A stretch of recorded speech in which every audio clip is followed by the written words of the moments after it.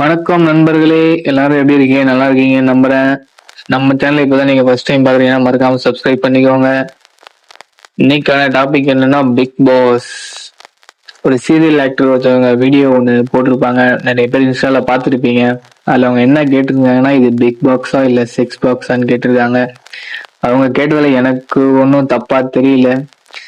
ஏன்னா பிக் பாஸ்ல அப்படிதான் நடந்துட்டு இருக்கு.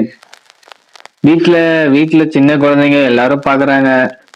ஒரு ஒரு பப்ளிக் ஷோல எப்படி நடந்துக்கணும், ஒரு காமன் சென்ஸ் இல்ல, ஒண்ணும் இல்ல. ஆஹ் இந்த மாதிரி விஜய் சேதுபதி கிட்ட ஒருத்தர் இது மாதிரி சொல்லியிருக்காரு. இந்த மாதிரி வீட்டுல குழந்தைங்களா இருக்காங்க, அவங்களோட பார்க்க முடியல அப்படின்னு சொல்லியிருக்காரு. அதுக்கு விஜய் சேதுபதி என்ன சொல்லியிருக்காருன்னா, சேனலை மாத்திடுங்க அப்படின்னு சொல்லியிருக்காரு. அது எதனால அப்படின்னா, நம்ம குழந்தைங்க என்ன பார்க்கணும்னு நம்ம தான் முடிவு பண்ணணும் அப்படின்னு அவரு விஜய் சேதுபதி சொல்லியிருக்காரு.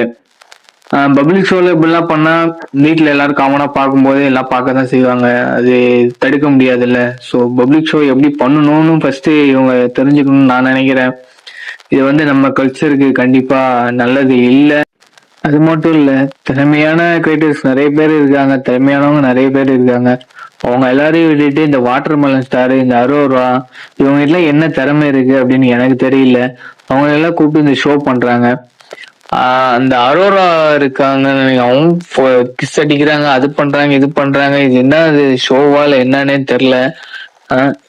இதெல்லாம் எங்க போய் முடிய போகுதுன்னு தெரியல.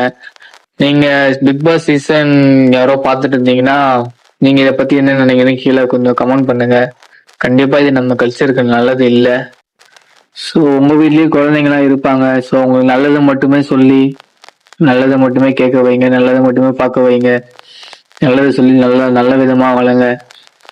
இது மாதிரி நம்ம அடுத்து எதை பத்தி பேசலாம் அப்படின்னு சொல்லிட்டு கீழே கமெண்ட் பண்ணுங்க.